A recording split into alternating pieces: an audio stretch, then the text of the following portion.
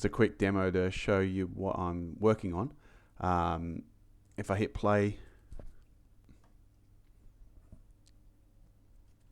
so this is just the player character bit here at the moment. I can't move, keys do nothing. Click on it and it activates it. It finds its possible movement. So this light green one is just, I mean, at the moment it's just placeholder stuff. The light green costs 1 point to move to. The dark green costs 2 points to move into. The desert costs, or the sand or whatever, quicksand costs 4 points to move into. These grey points are impassable. So I can move it around here and the line of sight will update. So the way that I've done this, not really pathfinding, but to determine how far I can move from the initial spot is just through Dijkstra's algorithm. So each of these here is actually an object. It's not a tile set, it's an object. What I'm planning to do is deactivate tiles that I can't see.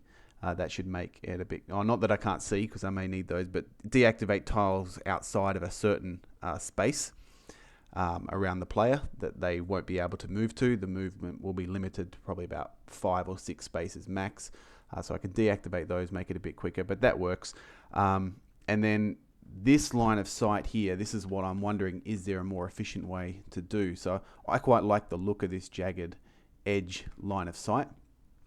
But what it is, at the start of the game, the room start code initializes or creates, I can just bring that up actually. So I can never find it. Here it is, creation code. So it just creates a whole lot of object line of sight fogs all over the room.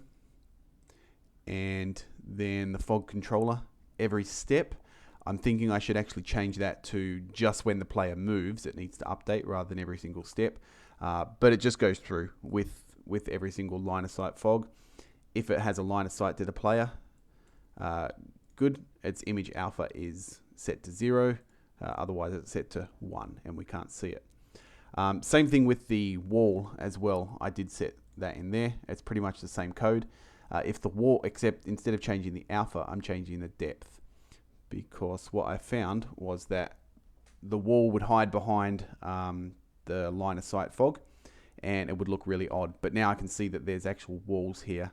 If I click on that and move up here, I can see where there's walls as long as I have line of sight to them. Now that's a bit odd because I should have line of sight to that, except I don't because it's being blocked by that there. I suppose that could work, although I probably want to run 2 or 3 different line of sights from each wall.